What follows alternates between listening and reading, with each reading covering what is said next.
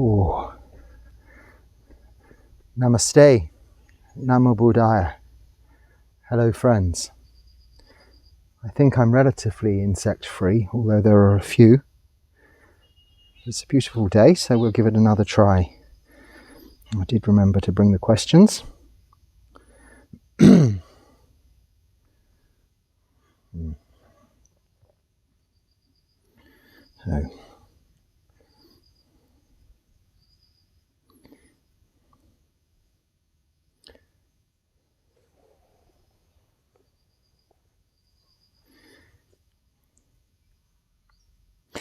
Hello Bhante. Any advice on how to explain the first precept to a young child? I have a niece that just turned 8 years old. Since she was little, I taught her not to kill insects. Now she is asking questions about killing mosquitoes and other insects she does not like.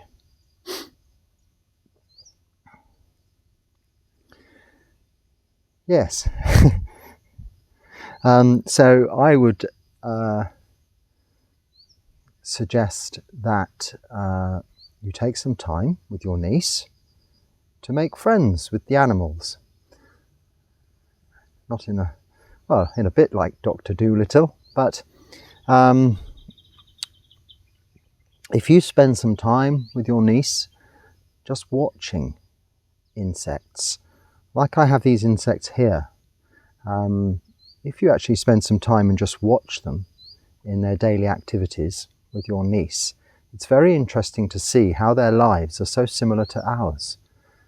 Albeit that they are so very different, they still have jobs to do, places to go in the day, places to return to in the evening. They're toing and froing, coming and going, about their daily business. Ants particularly form a kind of two-way, dual carriageway motorway to go from a long way, long distances sometimes, or even short distances, but in a very orderly fashion. And, most importantly, what you can really observe if you watch closely is how they look after each other. The teamwork they employ to, say, carry a heavy object, not to us, but something 100 times their size, from one place to another. It's food, for their queen or their king, or whomever is the boss in their camp where they live. And they all help. They also, if one of them is suffering, hurts themselves, they go back and they carry this back. They all look after each other, just like we as families look after each other. Now, if you spend time just watching this with your niece, and you can also, with a little imagination, relate that to her mother and father, her brothers and sisters, her uncles and aunties, her friends, people she likes, and also how they deal with obstacles in their way by employing the help of others. And you can see in nature so much metta, that is always metta and karuna and mudita, that is already there. When you can really get onto that level with the animals, be a part of their lives, the last thing you want to do is cause them harm.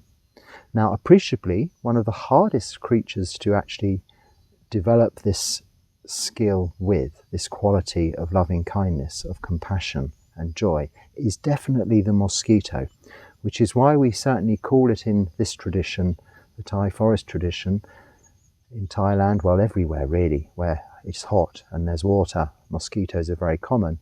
We call them Ajahn mosquito, Ajahn meaning teacher. You could call them here Acharya mosquito, or just you wise teacher mosquito. Not so much because they're wise, because they're quite annoying, but they have to teach you patience and endurance. Kanti, that Pali word. Now, I'm not suggesting you ask your niece to put up with mosquitoes biting her, but help her understand that she can apply some repellent. Something simple like lemongrass oil is relatively inexpensive compared to proprietary brands, because although a little phial of oil, wherever you may be, might be quite expensive, it will last for literally years, because you dab a little like that on your skin and they will tend to leave you alone. Go for people without passing the butt. Go for people without that lemon tree oil, just that dab on their skin. Just a dab, you don't have to rub it on. But if you teach her that harmless, ahimsa they call this in India, a harmless way of dealing with predators such as mosquitoes, she'll feel less inclined to need to kill them. Because of course there is no need ever for any beings to kill other beings other than for their own survival, either protection or for food. Now, of course, in the food chain, it is a requirement, and being that most sentient beings, with the exception of humans, are unaware of the Buddha's teachings and these precepts, this first precept, and cannot understand or get their intellect around it. We don't know that for sure. We can honestly, we can't say that, for instance, dolphins and monkeys don't know what they're doing, don't have any sense of hirianottapa, this wise sense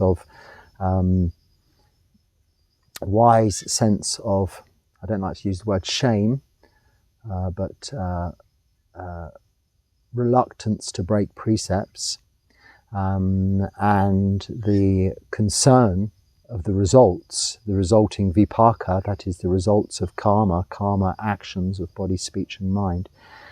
We can't say that they absolutely don't have that sense, for instance, a conscience, because after all, you don't need to learn from a book about conscience. You don't need to know hiri and ottappa, Pali words, and complicated descriptions of such. We are born with a conscience. I'm sure this question has arisen, possibly because this discussion has gone on as a result of conscience and nothing else. So maybe animals do, some animals do, but they still have to survive for their own protection or for their food, dietary requirements. So this is what I'd suggest. What did I say in my written reply? I actually said, well, yeah, it's also, I've already covered this, it's such a good exercise, this, for developing the 4 Brahma Viharas.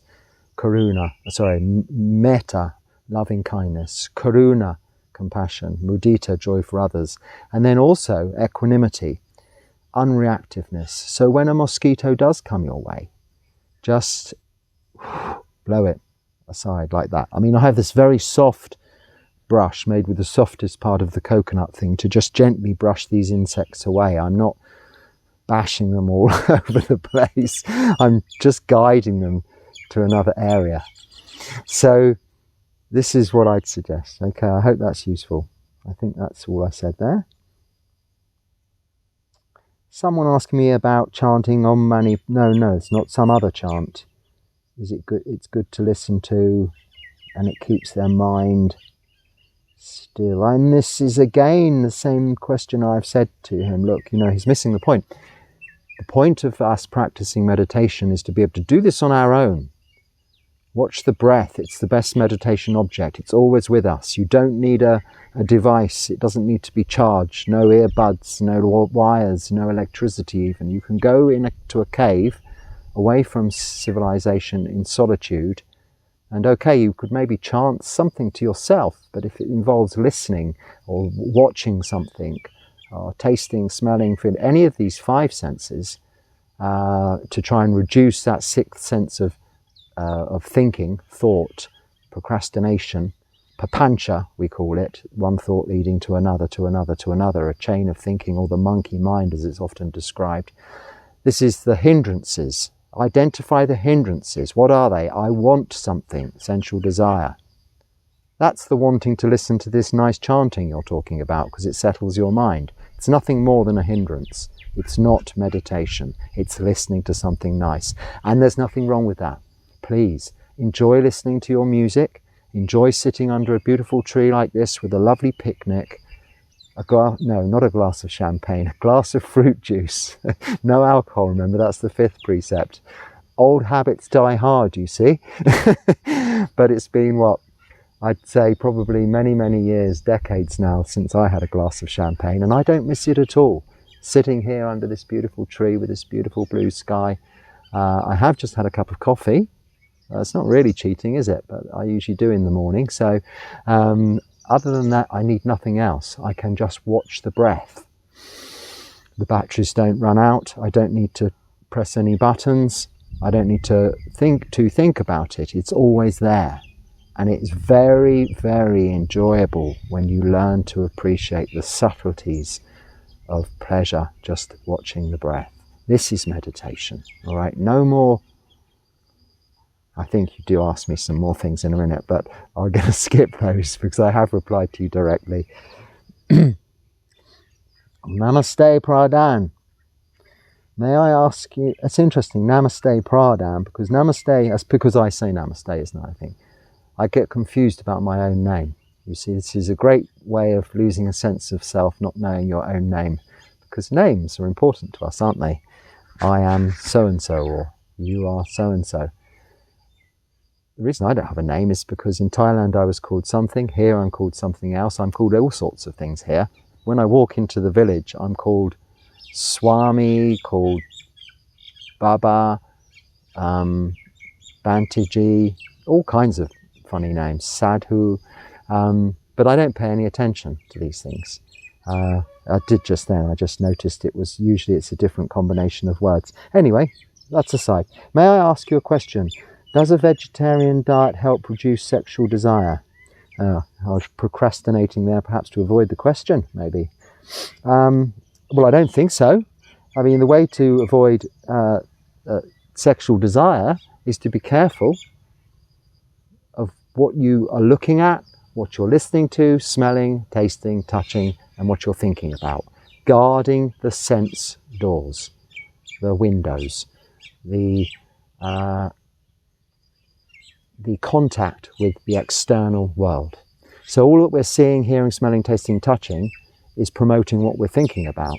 So if you're looking at if you're a man, I'm going to get into that grey area now, aren't I? Anyway, if you're looking at the kind of sex that, I mean in terms of gender, that you like all of the time, then that's what's going to arise in your mind, yes? So don't be looking at that, either on your phone, on the television, or in your surroundings. Keep your eyes down at the ground if it's necessary. When we go on alms round the monks, we're taught to just look a few feet in front of us.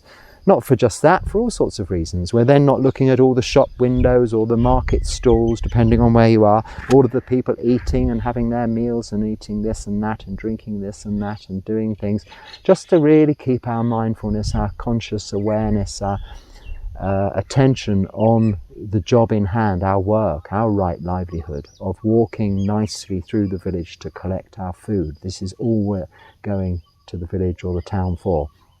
Not to see the sights, not to take in all of the atmosphere and start to stimulate those senses. And this is all you're doing, as if you're flicking through the wrong kinds of magazines or looking at the wrong things on your phone or devices or the programs on television.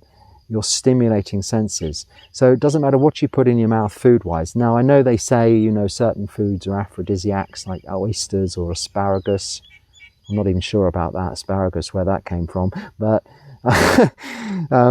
meat, I mean, there are many theories, especially here in India, in this Ayurvedic country, where they rely very heavily and very successfully on namaste, on the natural remedies for our health. Because, of course, after all, even modern-day drugs come from natural ingredients. There's nothing on this planet that isn't created from the elements, solidity of earth, liquidity, water, air, gases, and involved in their composition and construction is temperature, heat, fire, the fourth element, and the fifth element, because we have the fifth element in Buddhism, space.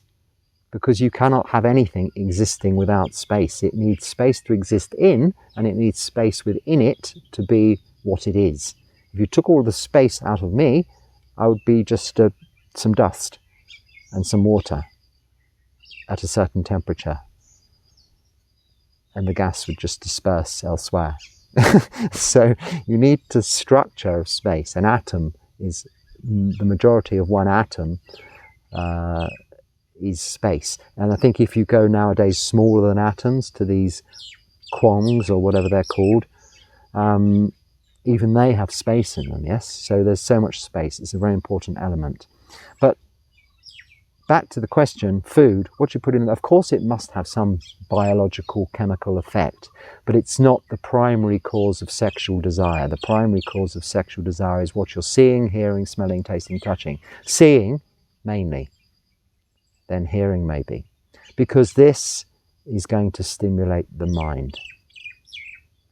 And that first hindrance, sensual, not sexual, sensual desire. So this same principle applies to all sensual desires.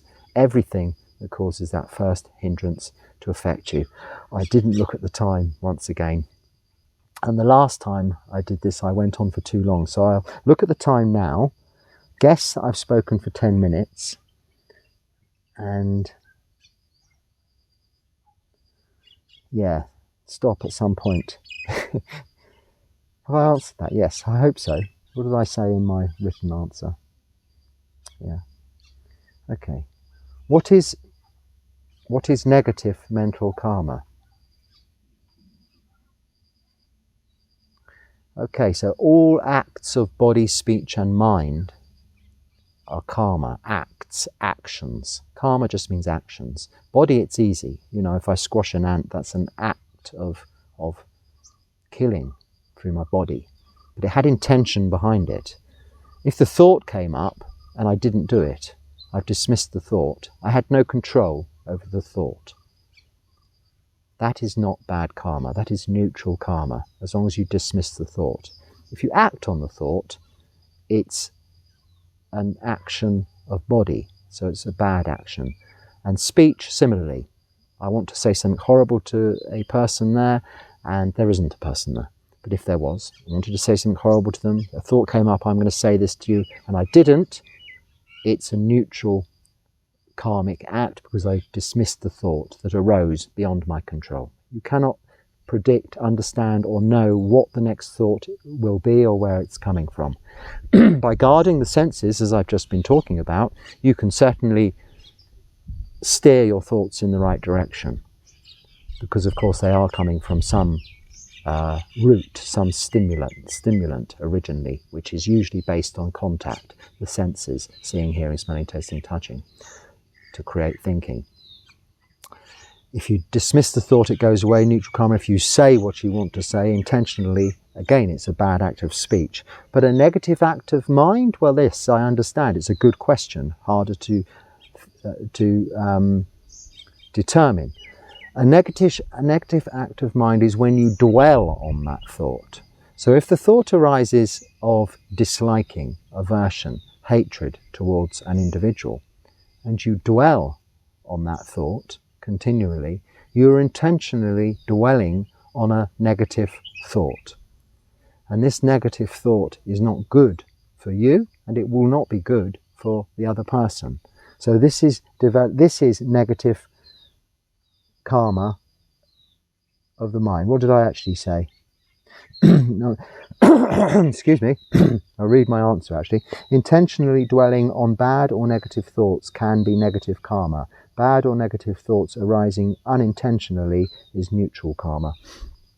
So that's what I just said, isn't it, really? So it's dwelling on the negative thought. But we learn through this practice that there is no benefit in either worrying about the past or having concerns, being frustrated, restless about the future, because the past is gone, there's nothing we can do about it, and we have no idea what will happen in the future. The past is memories, it's unreliable. The future is just imagination, it may not happen. So this is very much the same for negative thoughts we have. They're not real. They're there, they may arise. Just dismiss them. Even label them, name them. Say, this is just a negative thought arising. Even try and, well, not try, just quickly identify why that thought has arisen. I don't like this person because they said that to me before, or they did this to me. But that's now in the past, isn't it? Leave it there. this moment is now, and this person is there. They, whether you like them or you don't like them, which is just your opinion, it's really as unreal as the thought. In this moment, they're another being, and they are in front of you, so they are the most important person in your life. Because they're there, they're present, they're in this moment with you now. No one else is. So how you act with them is fulfilling, or how you act with them is all of your acts of body, speech and mind in this present moment, which is all we have control of in this present moment. Only for that, it's not determined by time, this is a flow, but from moment to moment, if you understand this, you will hopefully be able to avoid any unwholesome acts of body, speech and mind generating never negative karma, including thoughts. Thank you for that question. It's a good question. All right. Hi, Phra Dan, your consistency in producing these videos is remarkable. Oh, well, it's very easy and it's my pleasure. Thank you for the consult. Just find the question. It's very nice comments. I like these very nice comments, but I'm not going to read them out so much. How?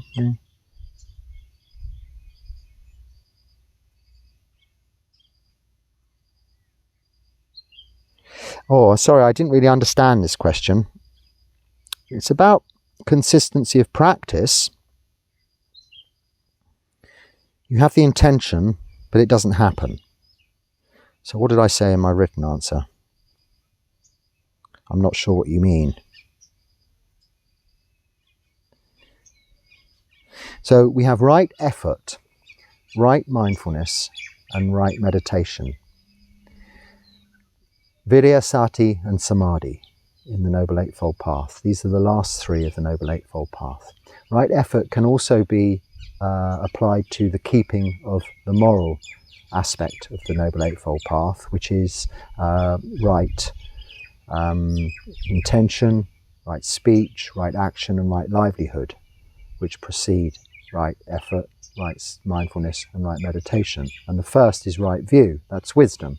So you've got one, wisdom, panya, three, which are moral virtue, sila, and four, which are moral virtue, sila. So 4 of the Noble Eightfold Path, 50% of the Noble Eightfold Path is about moral virtue, sila. You know, it's indicative of how important sila is as a foundation to our practice.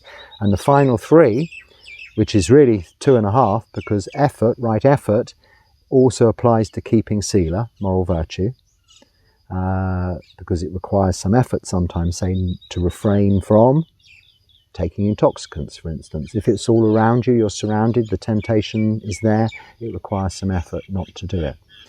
So that then is also required to have the determination, adhitthana, as we call it in the Pali word, determination to sit and practice meditation, when it's so easily to just say, oh, I'll do it tomorrow, or I just don't feel up to it now. The best time to meditate is when you don't want to. If you can meditate when you don't want to, when you want to, of course, it's even more of a pleasure. But when you sit in meditation, actually, when you don't want to, when you at namaste, when you actually get round to it, and you do sit down in meditation, you'll think, well, I don't know why I was trying to put that off, because this is so nice. Because actually that resistance coming from your body, from your mind, is just these 5 hindrances again. It's thinking that you want something else, something nice, to do something nice, some form of entertainment, or to go somewhere. Or it's because you think you don't like meditation. It may be boring. This is aversion, the second.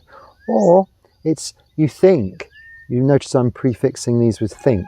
You think it's you're too tired. This is just lethargy, or the old way they used to say sloth and torpor, but laziness you could call it, towards meditation, not wanting to put in that effort. Or it's restlessness and worry. That's just thinking about the future, worrying about the future, worrying about the past, or restless about what you're going to be doing next later on in the day. You have got 5 minutes, 10 minutes, 15, 20, 40 or an hour to meditate now, if you've scheduled it. If you've put it in your diary, your planner, however you do it, or are you just in your mind that I will wake up an hour early in order to try and fit in 40 minutes meditation. I will go to sleep an hour later in order to fit in 40 minutes meditation. Where can you go wrong with that? You just change your alarm time in the morning and you go to sleep a little later. The meditation itself is far more restorative than sleep. So you're not losing anything in terms of rest, but you will benefit so much more. That's the easiest place to put your meditation, at the beginning and the end of the day, because nothing else can get in the way.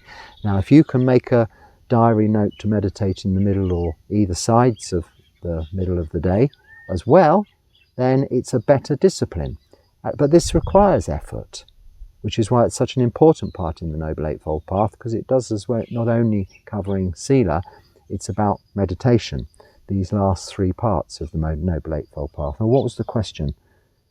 So yes, so this hopefully answers your question about, you use the word procrastination, but I think in the translation it's been perhaps misplaced in the context.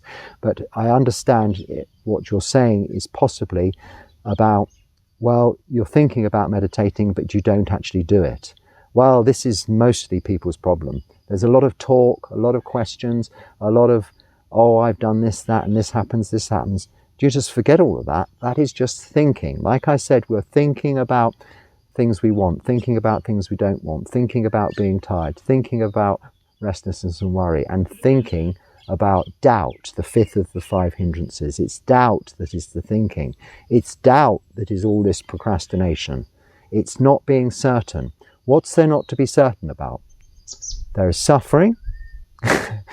There's a cause of suffering, the end of suffering. And there's this path we're talking about right now, leading to the end of suffering, the Noble Eightfold Path. Right view, right intention, right speech, right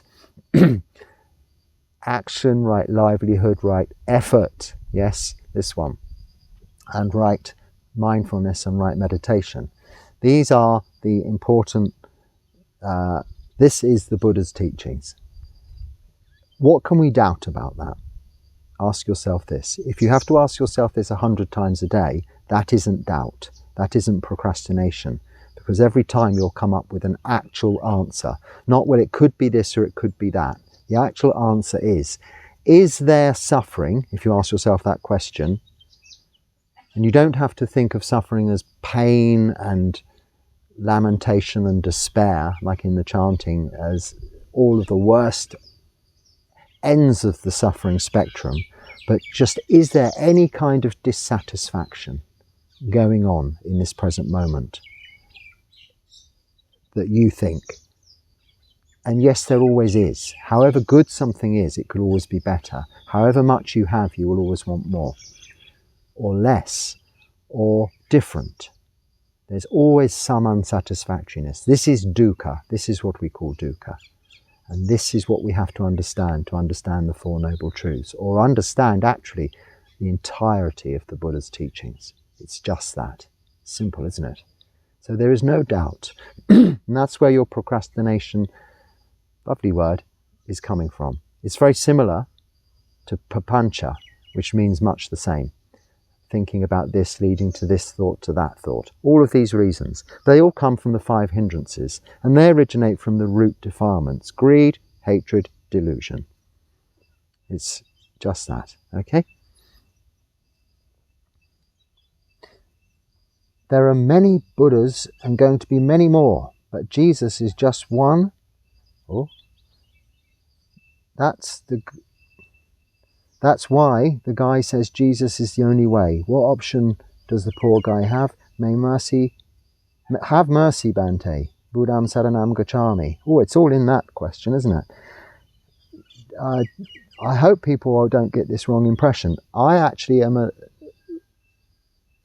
great respecter of the teachings of Jesus and of Jesus, the man himself.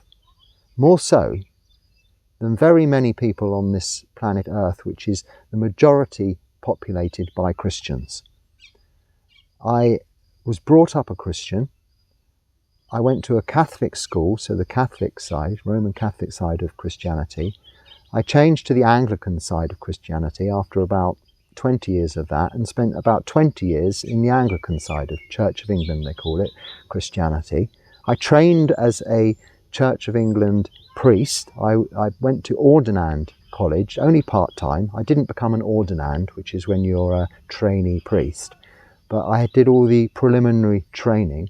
I went to church every Sunday for many, many years, and during the week also, taking communion, and I'm a great respecter. I have great respect for the Bible, the New Testament and its teachings, a huge interest in the Old Testament and its teachings, the lineage leading to Jesus Christ himself, right from Adam and Eve, and the whole beautiful story. Heaven and hell are beautiful ideas. They do. Heavens and hells exist in Buddhism, as do gods in Buddhism, if you choose to go down that route of Buddhist mythology and enjoy it for what it is. But this does require some belief. I changed to Buddhism because I wasn't changing my faith. I was changing my lifestyle in order to become free from suffering in this lifetime. This was not out of disrespect for if there is a God, because I don't necessarily have strong enough faith to believe in anything. This is partly why I chose Buddhism, because I don't believe in anything. Like I was just saying, you cannot have doubt about the truth.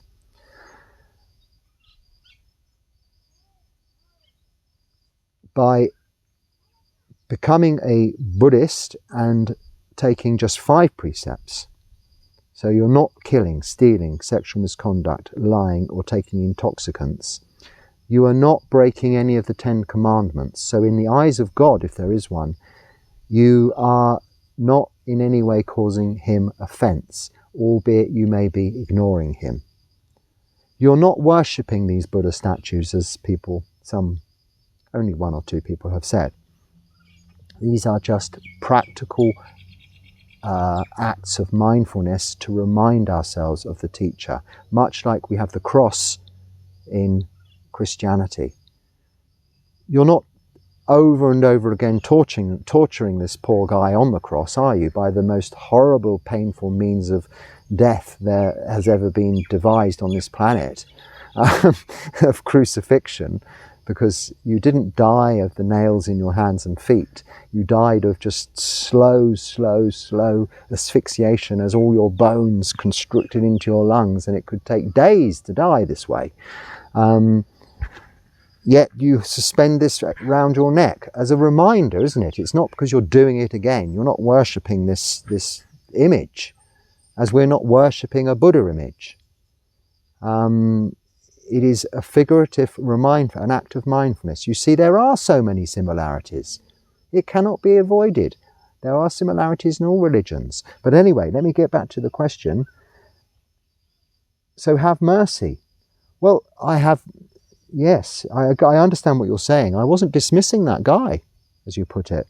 And he's not a poor guy. He has a very good faith. What is a little bit, let's say, misguided is when you have a faith and you think you should push it upon others and change their faith or their belief. Now, we as Buddhists are not allowed to do that. I am answering questions here that I've been asked. I'm not preaching. And when I'm just talking, they are coming as a result of comments, questions in the public arena. And I'm discussing from my own experience, my understanding of those ideas. With regards to mercy, I have no powers. What did I say? Mercy implies power to forgive. I have no powers of forgiveness for any beings. I can forgive what anyone has done to me, any acts of body, speech and mind that are bad are done to me, then I can of course forgive them for that. But I can't forgive people for things they may have done that don't affect me. No one can do that. And there is nothing to forgive. This, I don't know what the question's referring to really, but whatever the comment was, he's not done anything wrong. He's just expressing an opinion based on his beliefs, based on his faith. Maybe a little bit he's misunderstood what I'm doing with my life here and feels it necessary to do that. But this is the problem I have with belief. In that if you're telling someone something, and I mean telling, not suggesting, not giving guidance, not giving your opinion, if you're actually telling someone something is so, it should not be based on your beliefs, because if it is, you could be accidentally lying. If you're telling someone something, like I'm telling you there's suffering, it's because there is, it cannot be doubted. So I cannot be accidentally lying there and breaking the fourth precept. But if I'm telling you the Buddha's up there protecting you, then that's a little bit dodgy, in my opinion. Because I don't know that, I cannot prove that. Anyway, he's not. He's gone to Parinibbana, he's not up there, down there, or anywhere. He's free from, he's in Nibbana, which we cannot describe in human terms of understanding. Certainly it cannot be described in language. There are volumes and volumes describing Nibbana. Why? Because it's indescribable. Much like heaven, we have ideas of heaven, but nobody's been there and come back and told us what it's like. Well, maybe Jesus implied, but one has to take, I think lunch is ready, one has to take everything we see and read and hear about with some degree of wisdom, and interpretation is very important. And you must remember, both the Buddha and Jesus in their teachings were teaching all different kinds of people from different backgrounds.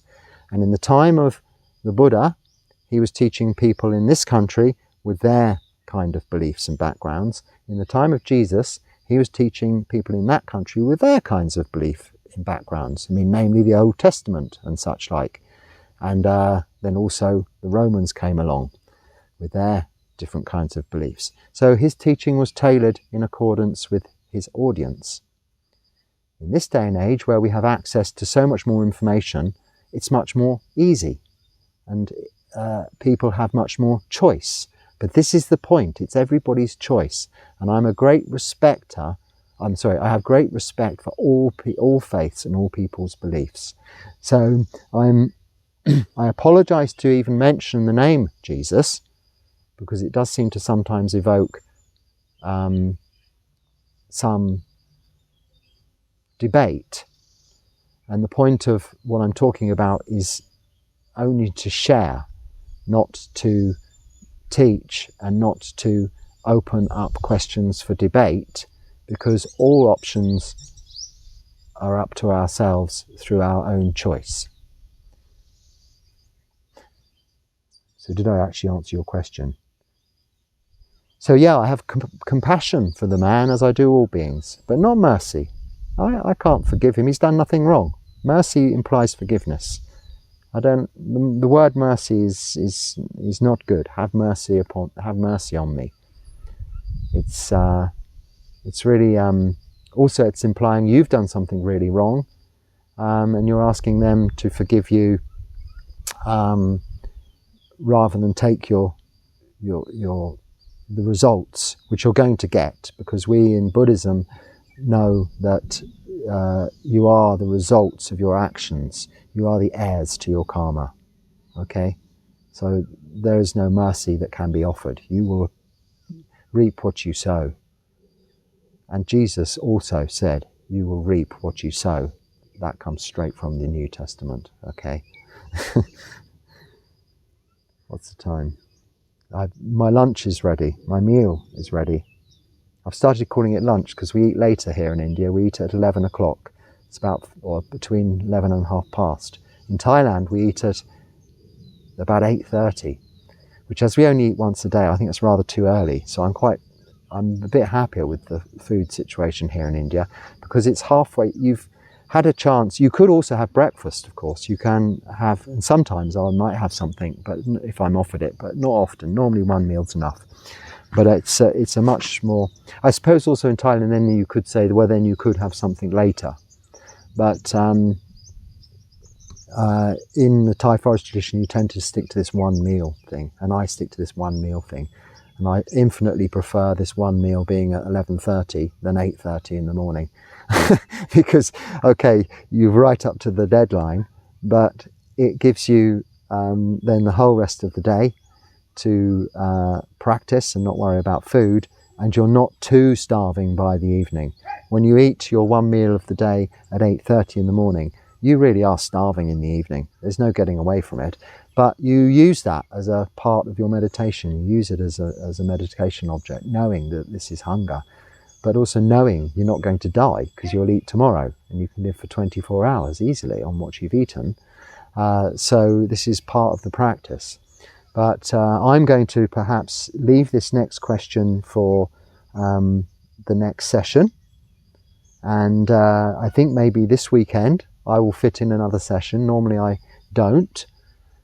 But otherwise the questions might just build up again and the videos will get too long. And as it's nice to sit here and do this, this is the cow herding man, if you can hear the strange noises behind me.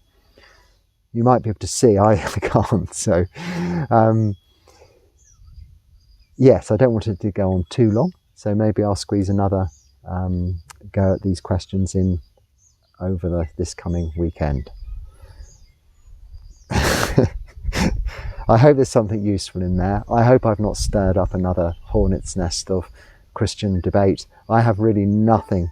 When I go to England, I go to my Church of England, English parish church in my mother's village every day. Speak with the parishioners, sit with them. I pray with them. I sing their hymns with them. My mind, my thoughts are not on being saved by the Lord or going to heaven. But they're respecting the teacher there, Jesus. They're respecting the beliefs of the parishioners there.